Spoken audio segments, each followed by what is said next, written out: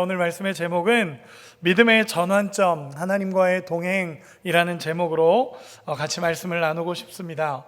저는 요즘에 참 좋아하는 단어 중에 하나가 동행이라는 이 단어입니다.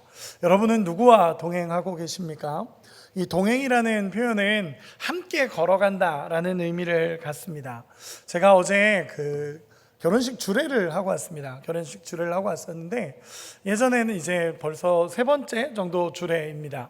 처음에 했을 때는 너무 긴장을 한 나머지 실수가 너무 많았습니다. 막 축가가 이수민이라는 형제가 축가하는데 이수근 나오시겠습니다 해가지고 사람들도 막 다 이상하게 웃고 뭐 정신없이 했었습니다. 근데 이번에 주례를 할 때는 그래도 제법 하나님의 은혜로 잘하고 왔습니다. 근데 이제 이 결혼식 마지막에 신랑 신부가 이제 하객들을 향해서 돌아보고 인사한 다음에 행진하잖아요. 그래서 행진 둘이서 이렇게 행진을 해서 앞으로 걸어가는 장면인데 그 장면을 보다가 이제 주례는 마무리하고 사회자가 행진해가지고 가다 보니까 그 장면이 너무 예쁜 겁니다. 그래서 뒤에서 사진을 찍었습니다. 왜냐하면 동행해서 뭔가 이제 세상으로 나가고 있는 느낌이 들어서 이 장면이 참 아름답다라는 생각이 들었었습니다.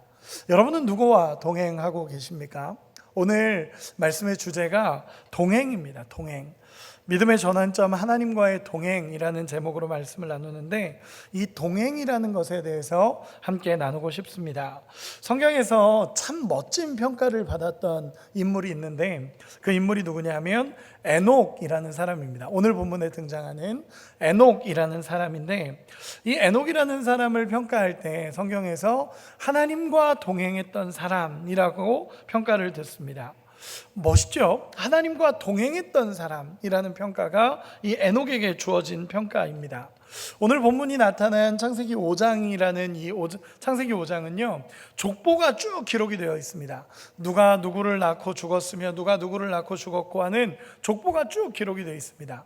마태복음 1장에도 족보가 기록이 되어 있는데 마태복음 1장의 족보는 생명의 족보라고 불리는 족보입니다. 왜냐하면 낳고 하면서 이 사람을 낳았고 하면서 족보가 진행이 됩니다. 그런데 창세기 5장에 나타난 오늘 본문이 나타난 이 창세기 5장이라는 족보는 죽음의 족보다라고 불리는 족보입니다. 왜냐하면 누가 낳고 몇 세를 살고 죽었으며 누가 낳고 몇 세를 살고 죽었으며 하면서 결국 죽음으로 모든 게 끝나는 족보이기 때문에 죽음의 족보다라고 이야기를 합니다. 당연하죠. 인간에게 죽음이 찾아오는 그 죽음의 족보입니다. 그런데 그 죽음의 족보에서 죽음을 보지 않고 세상에서 옮겨졌다라고 말하는 한 사람이 있습니다. 그래서 성경에서 죽음을 보지 않고 옮긴 사람을 둘을 뽑을 때 에녹과 엘리야를 이야기합니다. 그래서 하나님께서 이 죽음의 족보 안에서 유일하게 죽음을 경험하지 않은 사람이 오늘 본문에 나타난 에녹이라는 사람입니다. 저는 오늘 본문을 이제 준비하면서 오늘 말씀을 준비하기 위해서 에녹이라는 사람에 대해서 계속 찾아보면서 연구를 해봤습니다. 그런데 연구를 할 것이 없는 게 이 에녹이라는 사람이 등장하는 본문이 별로 없습니다.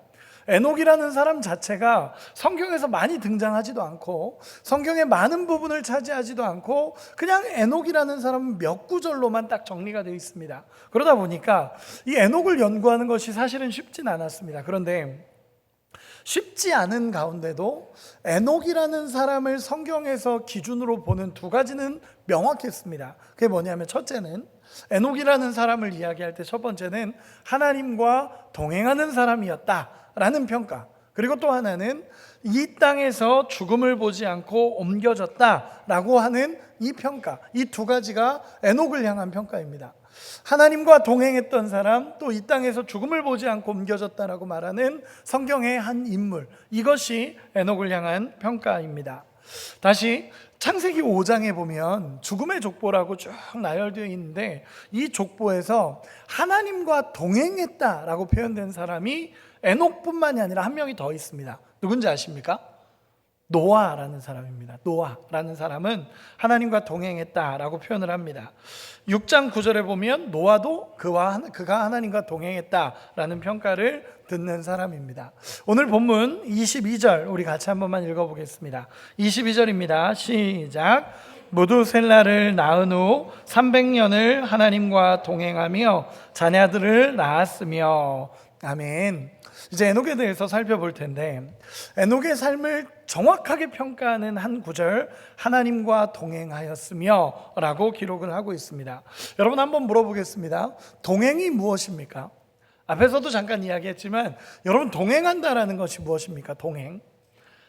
그렇죠. 함께 걸어간다라는 의미입니다. 함께 걸어간다라는 의미가 동행이라는 의미입니다. 그런데 이 본문에서 말하는 동행이라는 장면은요, 맞습니다. 함께 걸어간다라는 장면이 맞는데, 성경에서 말하는 동행은 단순히 함께 걸어간다라는 것만이 아니라 하나가 더 추가가 됩니다. 그게 뭐냐면 주도권이 하나님께 있다라는 것이 추가가 됩니다. 그래서 이 동행이라는 의미가 뭐냐면 삶의 방식을 따르다라는 의미를 갖는 단어가 동행이라는 단어입니다. 즉 어떤 걸 얘기하는 거냐면, 하나님과 동행했다라는 표현은 내가 가고 싶은 대로 가는데 하나님이 함께 해주셨다, 이 표현이 아닙니다. 성경이 말하는 동행은 주도권이 하나님께 있습니다. 그래서 하나님이 이끌어 가시는 대로 함께 걸어갔다라는 표현이 동행이라는 성경적인 표현입니다. 우리가 잘 이해하셔야 됩니다. 에녹이 하나님과 동행했다라는 이 표현이 에녹이 원래대로 자기가 살고 싶은 대로 살았는데 하나님이 함께 해주셨다라는 표현이 아닙니다. 하나님이 가는 길을 에녹이 함께 걸어갔다라는 표현이, 그래서 주도권이 하나님께 있다라는 표현입니다. 즉 이 에녹은요, 하나님이 가자 그러면 가는 사람이었고, 하나님이 이렇게 하자 그러면 이렇게 하는 사람이었고, 에녹아 이렇게 여기 가지 않을래? 그러면서 하나님이 가시면 예 그러고 함께 가는 표현이 이 에녹이 하나님과 동행했다라고 말하는 장면입니다. 참 재밌는 것은요, 성경에서 에녹이 하나님과 동행했다라고 표현을 하는데 재밌는 장면이 하나가 나옵니다. 뭐냐면 에녹이 언제부터 하나님과 동행했는지가 성경에 나옵니다. 그냥 살면서부터 처음부터 동행한 게 아니라 어느 지점을 지나면서 하나님과 동행했다라는 표현이 성경에 나옵니다. 오늘 22절에서 24절까지 말씀 같이 한번 읽어보겠습니다. 시작. 무두셀라를 낳은 후 300년을 하나님과 동행하며 자녀들을 낳았으며, 그는 에녹이 하나님과 동행하더니 하나님이 그를 데려가심으로 세상에 있지 아니하였더라. 아멘. 재밌는 것은요, 성경은 에녹이 하나님과 동행했던 때를 정확히 기록합니다. 언제죠? 무두셀라를 낳은 후부터 동행했다라고 성경은 기록을 합니다. 무두셀라를 65세에 낳았습니다. 65세에 무두셀라를 낳고 나서부터 300년 동안 하나님과 동행하다가 365세에 하나님께서 옮기셨다라는 것이 오늘 본문의 내용입니다. 저는 이 본문이 참 재밌었습니다. 왜일까? 왜 무두셀라를 낳은 후부터 하나님과 동행하기 시작했을까? 쉽게 표현해서 아들을 낳고 났는데, 아들을 낳고 나서 이 아들을 낳고 나서부터 300년 동안 하나님과 동행한 겁니다. 그 지점이 있는 겁니다. 이 아이를 임신하게 되고 아이가 태어나자마자 그때부터 하나님과 동행했다라는 겁니다. 여러분, 왜 그랬을까요?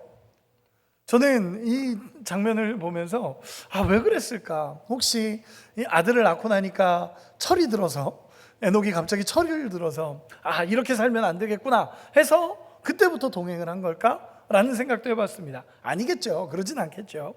그러면 이유가 있을 거라는 겁니다. 이 아들인 무두셀라를 낳고 난 이후부터 하나님과 동행하기 시작했고, 이 무두셀라가 태어난 이후부터 하나님 앞에서 살아가기 시작하고 하나님을 붙잡고 살기 시작했다라는 표현이 오늘 본문에 나타난 표현입니다. 여러분, 우리가 잘 이해해야 되는 것이, 이것은 단순히 아이를 낳고 나서부터 뭔가 생각의 변화가 생겨서 나도 이 아이를 위해서 이렇게 살아야겠다, 이런 표현이 아닙니다. 여기서 나타나는 하나님과의 동행은 하나님의 원하시는 동행이 있다라는 걸 성경이 말하고 싶은 것이고, 단순히 우연히 그때부터 동행했다가 아니라, 이 뒤에서 살펴보겠지만 하나님의 계시가 그 무두셀라를 통해 임하고 나서부터 하나님과 동행했다라는 표현이 오늘 본문에 나타난 모습입니다. 그러면 우리가 정말로 잘 봐야 되는 게 뭐냐면, 이 에녹이라는 사람이 하나님과 동행했는데 아들인 무두셀라가 태어나고부터 동행하기 시작했다라는 것입니다. 그러면 무두셀라가 태어난 이후로 하나님과 동행했다라는 것이기 때문에 우리는 무두셀라에 대해서 조금 더 알아봐야 됩니다. 여러분, 한번 물어보고 싶습니다. 무두셀라라는 이름 많이 들어보셨죠? 못 들어보셨나요? 무두셀라라는, 성경을 조금 공부하고 조금 아는 사람은 이 이름이 익숙합니다. 무두셀라, 혹시 무두셀라가 누군지 아시는 분 계신가요? 뭔가 이렇게 들리긴 하는데, 무두셀라라는 사람은요, 성경에서 공식적으로 가장 오래 산 사람입니다. 무두셀라라는 사람은 성경에서 가장 오래 산 사람으로 나오는 인물이 무두셀라입니다. 몇 살까지 살았는지 혹시 아시나요? 네. 969세를 살았습니다. 969세를 살았습니다. 나중에 창세기 강해를 하면서 왜 이렇게까지 오래, 노아 이전 홍수의 사람들은 왜 이렇게 오래 살았는지에 대해서도 한번 말씀으로 나누는 시기가 있었으면 좋겠습니다.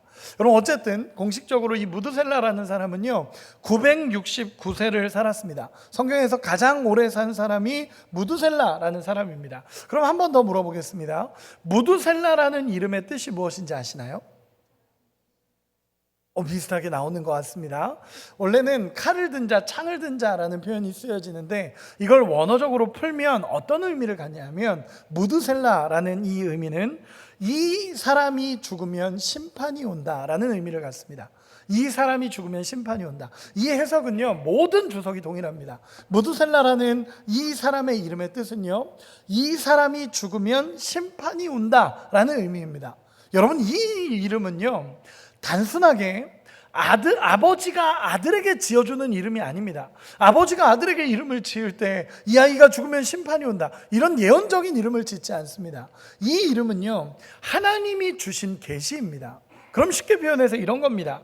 이 에녹이 아이를 낳았는데 하나님께서 찾아오시고 하나님이 개입하셔서 이 아이의 이름을 무두셀라로 해라 라고 하나님이 말씀해 주신 겁니다. 이 무두셀라라는 이름의 뜻은 이 아이가 죽으면 심판이 올 것이다 라는 의미로, 계시적인 의미로 하나님께서 지어주신 겁니다. 그냥 단순히 아버지가 아들에게 지어주는 이름이 아닙니다. 이 이름은 하나님이 주시는 이름입니다. 하나님이 계시적인 이름으로서 이 아이가 죽으면 심판이 올 거다라는 이름으로 무두셀라라는 이름을 지어주십니다. 여러분, 이 아이의 이름이 이렇게 지어졌을 때 에녹의 마음이 어땠을까요? 아버지였던 에녹의 마음은 어땠을까요? 이 아이가 죽으면 심판이 온다고 하니까 온 신경이 이 아이에게 다 갔을 겁니다. 이 아이에게 온 신경이 갔을 겁니다. 이 아이가 죽으면 심판이 오는구나, 이게 하나님의 음성이구나, 이게 하나님의 말씀이구나 라는 게 그대로 믿어져서 이 아이를 보면 볼수록 이제 심판이 온다라는 것이 그 에녹의 삶에 믿어지는 겁니다. 여러분, 한번 상상해 보시기 바랍니다. A라는 아이가 있습니다. A라는 아이가 있는데 하나님께서 갑자기 이 아이가 죽으면 심판이 올 거야. 그럼 여러분들은 어떻게 보시겠습니까? 우리도 다 주목하고 있겠죠. 이 아이가 죽으면 심판이 온대 그러면서 다 보고 있을 겁니다. 그러다가 이 아이가 아프기라도 하면 어떡하죠? 다 회개하기 시작했을 겁니다. 다 회개하고 이 아이 어떻게 되나, 하나님 앞에 빨리 회개하자, 그리고 회개하기 시작했을 거고, 이 아이가 고열에라도 시달리면 진짜 다 교회 와서 기도하고 하나님 앞에 엎드리기 시작했을 겁니다. 하나님, 심판의 때가 가까운 게 아닐까? 그러면서 기도하기 시작했을 겁니다. 이 아이를 물로도 데려가지 않을 거고 바다로도 데려가지 않을 겁니다. 완벽하게 위험을 이제 막기 시작하겠죠. 왜냐하면 이 아이가 죽으면 심판이 온다라고 하니까. 여러분, 그러면 우리가 하나 더 살펴봐야 되는 게 있습니다. 과연 하나님의 이 말씀은 이루어졌는가라는 것입니다. 에녹에게 하나님이 찾아오셔서 이 무두셀라가 태어날 건데 이 무두셀라를 통해서 이 아이가 죽으면 심판이 올 거다라고 하신 하나님의 계시가 이루어졌을까에 대해서 한번 살펴봐야 됩니다. PPT 한번 띄워주시면 제가 한번 이렇게 이야기를 해보도록 하겠습니다. 무두셀라의 나이에 주목해 주시기 바랍니다. 산수를 한번 해봤으면 좋겠습니다. 이제부터 산수를 해보겠습니다. 무두셀라가 187세에 라멕을 낳았습니다. 무두셀라의 나이는 몇 살이죠? 187세입니다. 여러분, 함정을 파고 기다리는 거 아닙니다. 그냥 이야기하시면 됩니다. 보시고 이야기해 주시면 됩니다. 무두셀라가 187세에 라멕을 낳았으면 그때 무두셀라의 나이는 187세가 맞습니다. 그러면 무두셀라의 아들인 라멕이 라멕이 노아를 182세에 죄송합니다. 무두셀라가 187세에 라멕을 낳았을 때 187세이고 라멕이 182세에 노아를 낳았습니다. 그러면 이때 무두셀라의 나이는 몇 살이죠? 네, 더하면 됩니다. 369세입니다. 187에서 182를 더하면 369세입니다. 그러면 이 라멕의 아들인 노아가 500세에 아들들을 낳게 되었습니다. 그때 무두셀라의 나이는 몇 살이죠? 869세입니다. 이렇게 산수를 하시면 됩니다. 869세입니다. 노아가 500세에 무두셀라의 나이는 869세입니다. 그러면 한 군데만 더 찾아보겠습니다. 홍수가 일어났을 때에 노아의 나이는 몇 살일까요? 우리 한 번만 읽어보겠습니다. 창세기 7장 11절입니다. 띄워줬는데 작아서 그냥 읽어보도록 하겠습니다. 같이 읽겠습니다. 시작.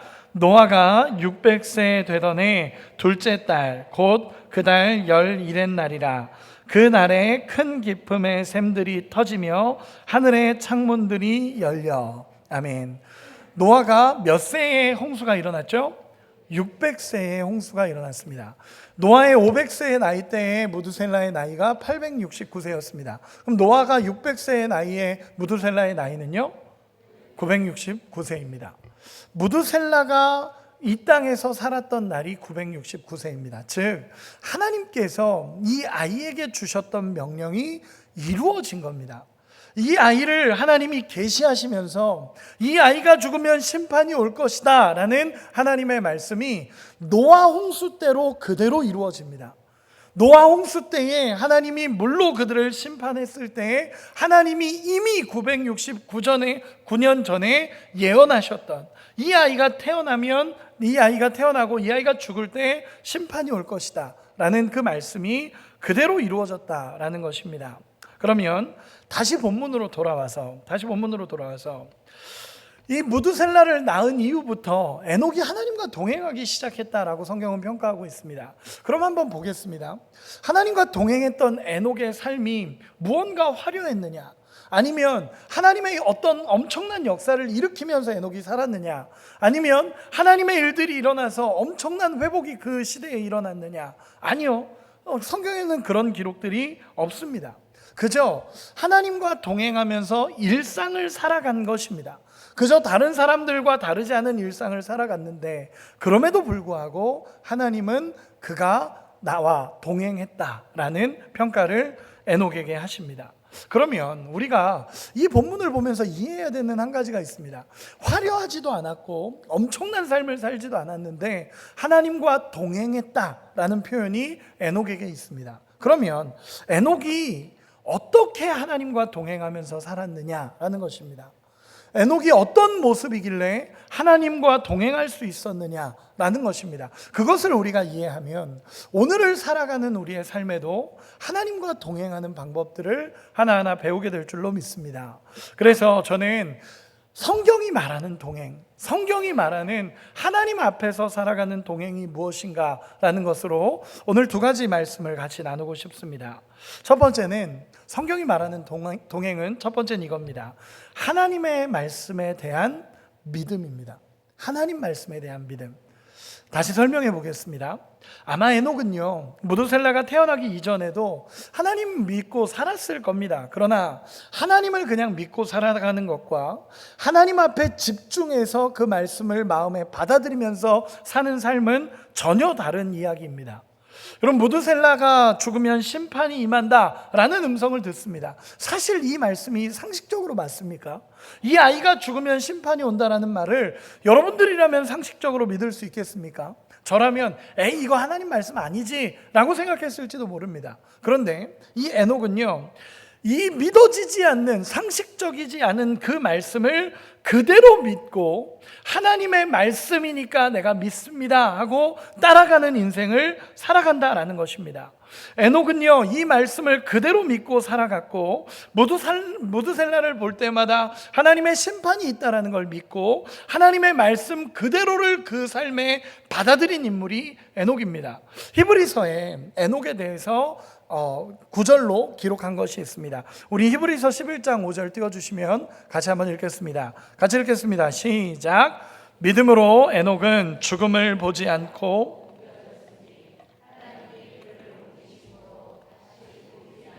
느니라. 그는 옮겨지기 전에 하나님을 기쁘시게 하는 자라 하는 증거를 받았느니라. 아멘. 성경에서 믿음으로 에녹을 기록한 또 하나의 구절입니다. 히브리서 11장 5절은 에녹은 죽음을 보지 않고 옮겨졌으니 하나님이 그를 옮기심으로 다시 보이지 아니하였느니라. 그는 옮겨지기 전에 하나님을 기쁘시게 하는 자라는 증거를 받았느니라.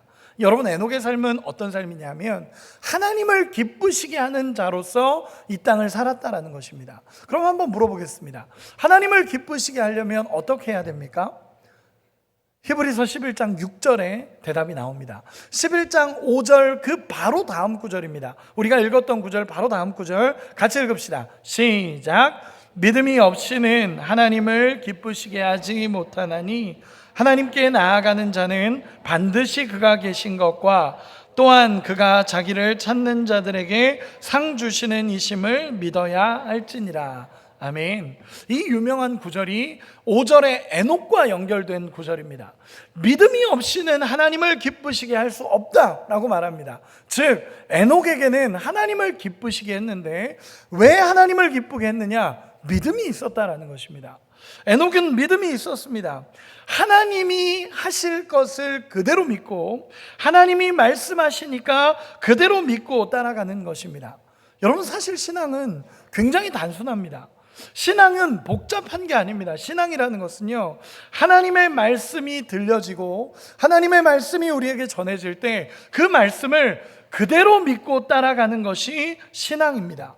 이러한 삶의 방식이 동행인 것이고, 하나님의 말씀이 다 이해되지 않아도, 내 삶에 다 이해되지 않고 내 삶에 하나님의 말씀이 모두 전부가 이해되지 않더라도 하나님의 말씀이라면 신뢰하고 그대로 믿고 따라가면서 하나님의 말씀이 이루어질 것을 믿는 것이 동행입니다.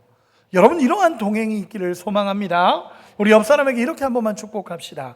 하나님을 신뢰합시다. 그것이 동행입니다. 여러분, 우리의 삶으로 이해되지 않아도 하나님의 말씀을 그대로 받아들이는 게 동행이라는 것입니다. 여러분, 성경에 욥이라는 사람이 있습니다. 여러분, 욥의 고난을 우리는 다 알고 있습니다. 하나님 앞에서 떳떳하게 살았던 사람입니다. 사실 욥이라는 사람은 성경에 봤을 때 정말 흠이 없을 정도로 아름답게 하나님을 예배하면서 살았던 인물입니다. 매일 아침과 저녁으로 하나님 앞에 범죄를 보면서 하나님 앞에 혹시라도 범죄했을까 봐 예배드렸던 사람이, 제사드렸던 사람이 이 욥이라는 사람입니다. 심지어 자녀들이 죄를 지을까 봐 자기가 먼저 번제를 드리면서 하나님 앞에 고백했던 사람이 욥입니다. 그런데 이런 욥에게 갑자기 고난이 찾아옵니다. 이해할 수가 없었습니다. 친구들은 찾아와서 너가 범죄했으니까 이런 하나님의 고난이 찾아오는 거다라고 얘기하는데 욥은 이해할 수가 없었습니다. 왜냐하면 하나님 앞에 그만큼 떳떳하게 살았고 하나님 앞에 늘 회개했고 늘 예배했는데 왜 내 인생에 이런 고난이 찾아오는가? 욥이 물음표가 늘 찍히는 겁니다. 그러다가 친구들과의 대화 속에서 욥은 하나님을 정의합니다. 하나님은 이런 분이신데 나한테 이렇게 하나님이 하실 리가 없다. 하나님은 이런 분이신데 왜 하나님이 나한테 이러는지 모르겠다 라고 하면서 하나님을 정의합니다. 그때 하나님께서 마지막에 욥을 찾아오셔서 하신 말씀을 우리는 알고 있습니다. 하나님 뭐라고 말씀하시냐면 너는 나를 모른다. 네가 나를 어떻게 아느냐? 너의 지식으로 왜 나를 정의하려고 하느냐? 너의 생각으로 왜 나를 정의하려고 하느냐? 내가 창조할 때 네가 있었냐? 내가 이 땅을 만들 때 네가 있었냐? 너의 생각으로 나를 정의하지 말아라 라고 하시며 하나님이 책망하신 후에 욥을 다시 축복해 주십니다. 여러분, 이런 겁니다. 성경에 원리가 있습니다. 뭐냐면 이해되지 않고 정말 상황적으로는 이게 뭘까라는 고민이 있다 하더라도 하나님의 말씀을 따라가는 것이 동행이라는 것입니다. 저도 하나님의 말씀이 때로는 이해되지 않을 때가 있습니다. 목회자라고 해서 하나님 말씀이 다 이해되고 하나님 말씀에 순종합니다, 기쁨으로 나가면 너무너무 좋겠지만 때로는 그러지 못할 때도 있습니다. 하나님의 말씀이 이해되지도 않고 하나님이 이렇게 원하시는 건 알겠는데 왜 이렇게 해야 되는지도 모르겠고 하나님의 말씀이 이해되지 않을 때도 참 많습니다. 그런데 그 이해되지 않고 고민이 되고 상황적으로 보여지지도 않는데 딱 하나, 제 삶에서 하나님을 이해하는 한 가지가 있습니다. 그게 뭐냐면 하나님은 신실하시다라는 것입니다. 하나님은 우리의 삶에 언제나 신실하시다라는 하나를 저는 믿습니다. 저는 하나님 앞에 신실하지 못한 때가 많았어도 하나님은 단 한 번도 우리의 삶에 신실하지 않았던 때가 없다라는 것입니다. 즉, 우리의 삶을 가장 잘 아시고 가장 사랑으로 이끌어 가시는 분이 우리 하나님이시라는 것입니다. 그렇기에 하나님의 말씀을 믿을 수 있고 신뢰할 수 있고 그 말씀이 때로는 내 삶에 이해되지 않아도 하나님 감사합니다, 내가 주님과 동행하겠습니다 라고 결단하며 이 말씀을 따라가는 것입니다. 여러분, 그런 은혜가 우리 가운데 있기를 소망합니다. 정말 믿음으로 하나님을 신뢰하고 이 길을 걸어가기를 소망합니다. 하나님의 말씀을 그대로 믿는 믿음이 첫 번째 동행의 원리였다면, 두 번째는 뭐냐면 심판을 바라보는 믿음입니다. 여러분, 심판을 바라보는 믿음입니다. 여러분, 앞에 믿음은 있는 말씀 그대로를 하나님의 말씀으로 받아들이고 은혜로 아멘으로 고백하고 따라가는 것이라면, 두 번째는 조금 다릅니다. 뭐냐면 심판이 있음을 내 삶에 깨닫는 것입니다. 심판이 있음을 내 삶에 깨닫고 그 심판이 있다라는 걸 알고 믿음의 여정을 걸어가는 것이 정말 동행의 원리라는 것입니다. 여러분, 에녹은요, 하나님의 심판을 알게 된 이후부터 하나님과 동행을 시작합니다. 하나님의 말씀이 주어지고 하나님이 이 땅을 심판하실 것이라는 것을 깨닫자마자 그때부터는 하나님과 동행하기 시작합니다. 왠지 아십니까? 여러분, 심판이 있음을 알고 하나님 나라가 있음을 아는 사람은요, 세상과 타협할 이유가 없어지는 겁니다. 여러분, 이 땅이 심판이 있을 거다라는 걸 깨닫고 하나님 나라가 있음을 알고 영원한 하나님 나라가 우리 안에 소망으로 다가오는 사람은요, 세상과 타협할 이유를 찾지 못하는 겁니다. 더 이상 세상과 타협할 이유가 없고 그저 하나님과 함께하는 삶을 살아가는 것이 가장 기쁨이 되고 감격이 된다라는 것을 깨닫는다라는 것입니다. 여러분, 에녹은 이것이 믿어졌습니다. 하나님 나라가 임한다라는 것을 알게 되고 하나님의 심판이 있다라는 것을 깨닫고 난 이후부터 하나님과 동행할 수 있었습니다.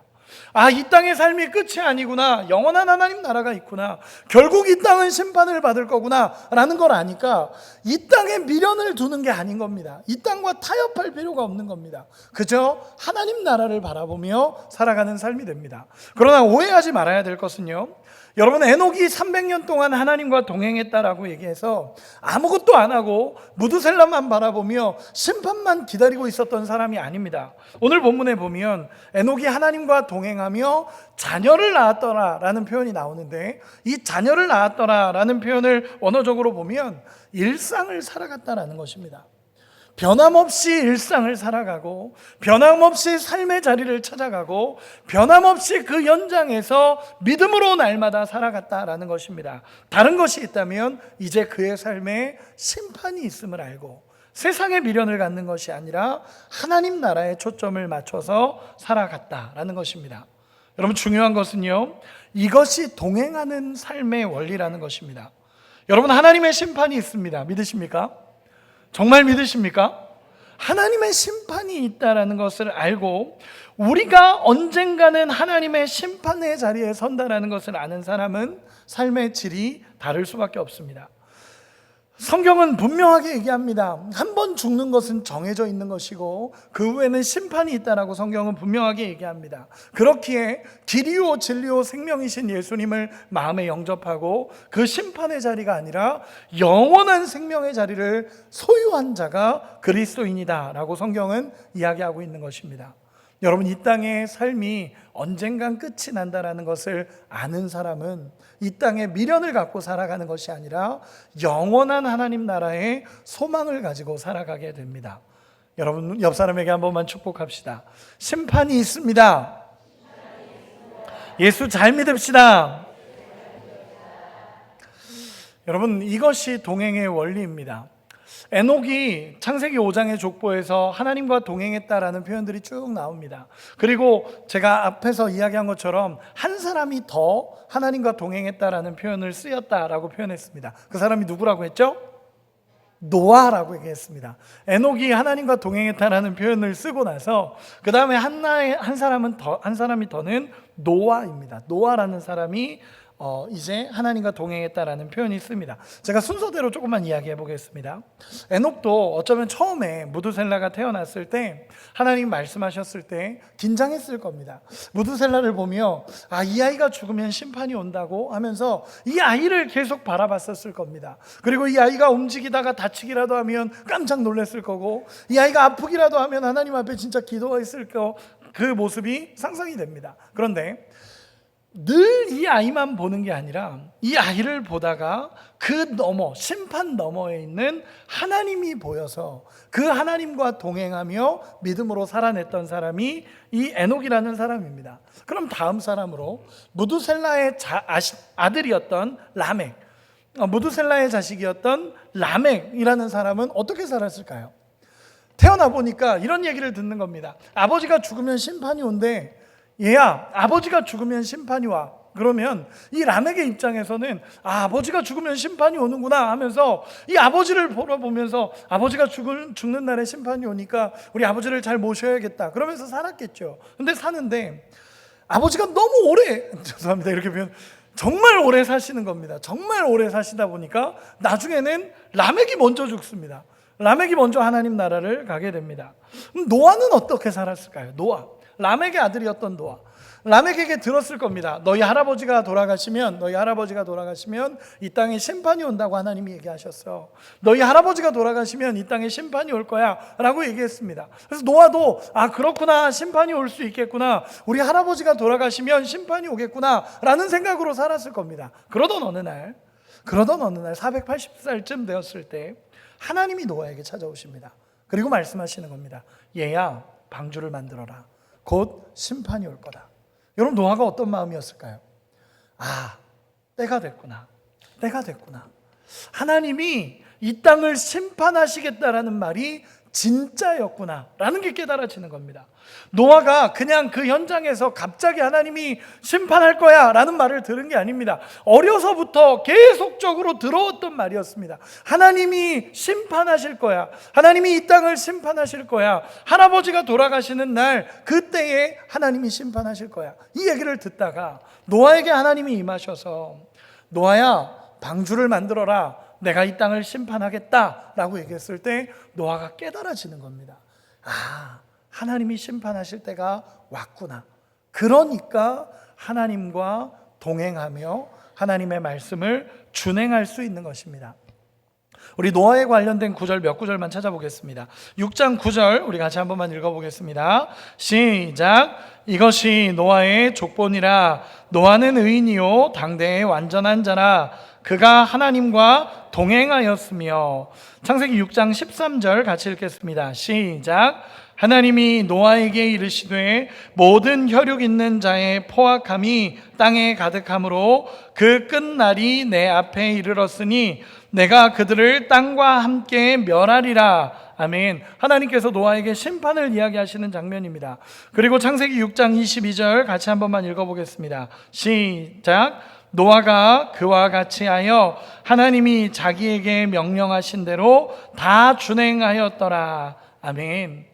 여러분, 이 말씀의 원리가 보이십니까?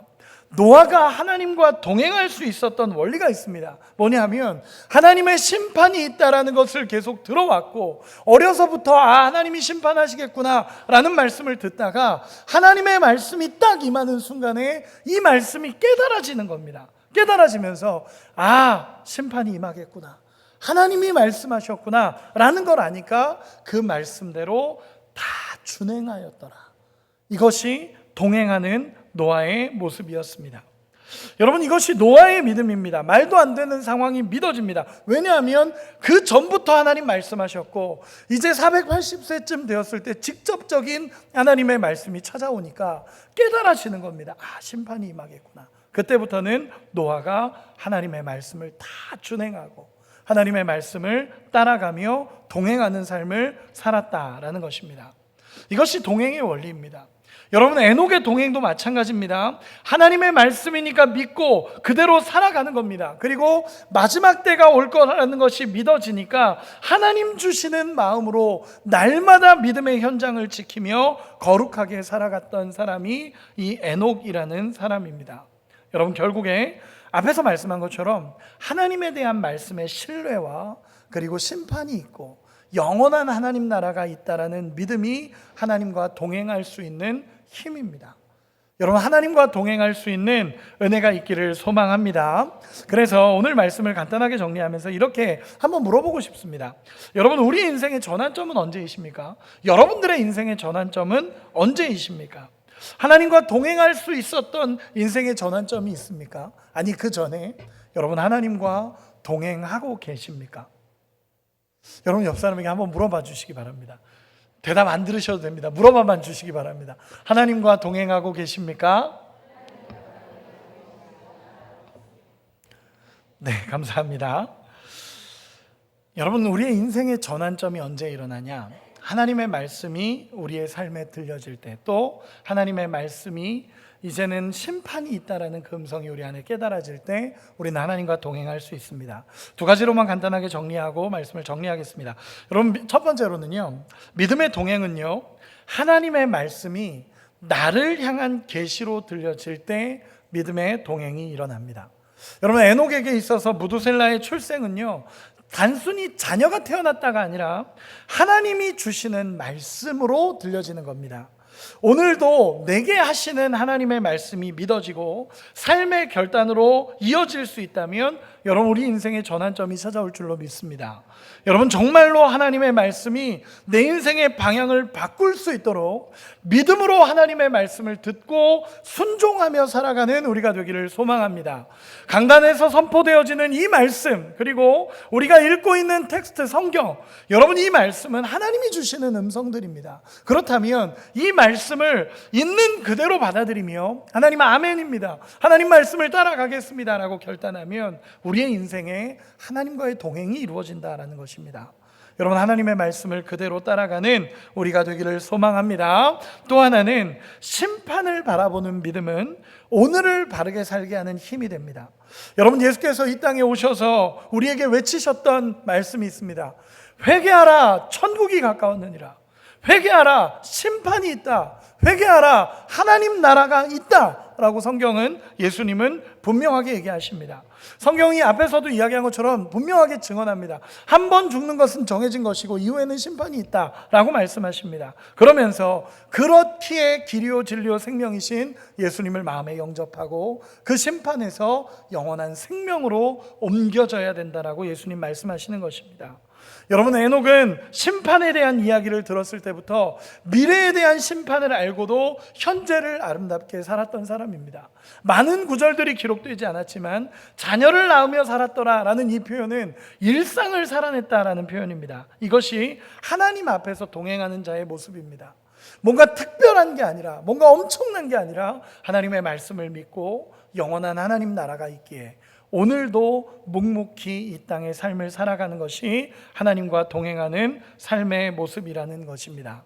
여러분, 하나님 나라를 아는 자, 하나님의 심판을 아는 자는 이 땅의 삶이 하나님 앞에 어떻게 살아야 될지 목적이 결정이 됩니다. 그래서 하나님과 동행하는 삶을 살 수 있다라는 것입니다.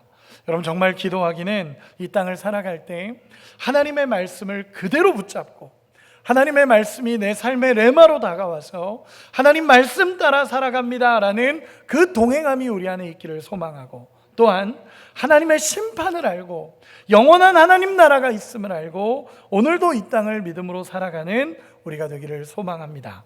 말씀의 결론을 맺겠습니다. 여러분, 저는 하나님과 동행하는 은혜가 우리 가운데 있기를 정말로 소망합니다. 오늘 말씀을 묵상하면서, 말씀을 준비하고 또 묵상하면서 에녹의 삶이 참 화려한 삶은 아니었구나라는 생각을 해보게 됩니다. 나오는 구절만 봐도 에녹의 삶이 뭐 엄청난 일을 했다, 엄청난 사명을 가졌다, 엄청나게 놀라운 일들을 했다라는 것으로 나타나진 않습니다. 그저 묵묵히 삶을 살아간 겁니다. 그런데 그 묵묵히 살아가는 삶에 하나님이 한 구절을 넣으신 겁니다. 뭐냐면 에녹은 하나님과 동행했다라는 표현입니다. 여러분, 하나님과 동행했다라는 최고의 칭찬을 들었던 사람이 에녹입니다. 하나님의 말씀을 믿고 신뢰하며 심판이 있음을 알고 이 땅을 살아낸 사람이 에녹입니다. 이 말씀을 묵상하다가 디모데전서 2장 20절 21절 말씀이 떠올랐습니다. 하나님 앞에 쓰임받는 그릇에 대해서 이야기합니다. 우리는 금그릇이 쓰일 것 같고 은그릇이 쓰임받을 것 같고 엄청나게 화려한 그릇들이 쓰임받을 것 같지만 성경은 분명하게 얘기합니다. 금그릇도 아니고 은그릇도 아니고 깨끗한 그릇을 하나님은 쓰신다라고 얘기합니다. 여러분, 우리의 삶에 예수로 정결하게 되어져 가며 예수님으로 말미암아 그 하나님의 은혜로 말미암아 우리의 삶이 깨끗하게 정결하게 되어지는 역사가 일어나기를 소망합니다. 저는 이 시대의 에녹들이 우리 교회에도 있을 거라고 확신합니다. 하나님의 신실하심을 알고 하나님이 하신 말씀을 믿고 날마다 이 땅을 살아가는 사람들이 우리 가운데도 분명히 있다라는 것을 믿습니다. 이 땅의 삶이 끝이 아니라는 것을 알고 심판이 있다라는 것을 알고 영원한 하나님 나라가 있기에 오늘을 살아가는 것이 힘들어도 그 나라 바라보면서 오늘도 믿음으로 이 땅의 삶을 묵묵히 살아내는 이 시대의 에녹들이 있는 줄 믿습니다. 여러분, 그런 은혜가 우리 가운데 있기를 소망합니다. 마지막으로 오늘 우리에게도 하나님과 동행하라라고 외치는, 하나님 떠나면 안 됩니다 라고 외치는 하나님의 음성이 우리 가운데 들려지기를 소망합니다. 저는 이런 묵상이 됐습니다. 무드셀라가 공식적으로 성경에서 가장 오래 산 사람입니다. 969세를 살았습니다. 왜 이렇게까지 오래 살았을까? 라는 그냥 질문, 그리고 묵상이 되었습니다. 혹시 그런 건 아닐까요? 하나님이 심판을 늦추고 돌아오라라고 외치다가 결국 이때가 되어서야 하나님이 심판하신 것은 아니겠습니까? 오늘도 우리에게 회개하라고 외치는, 또 돌아와서 하나님과 동행하라라는 하나님의 음성이 우리 가운데 들려지기를 소망합니다. 여러분, 예수 믿는 것이 가장 행복한 일임을 믿음으로 고백하며 우리 주님과 동행하는 기쁨이 우리에게 누려지기를 소망합니다.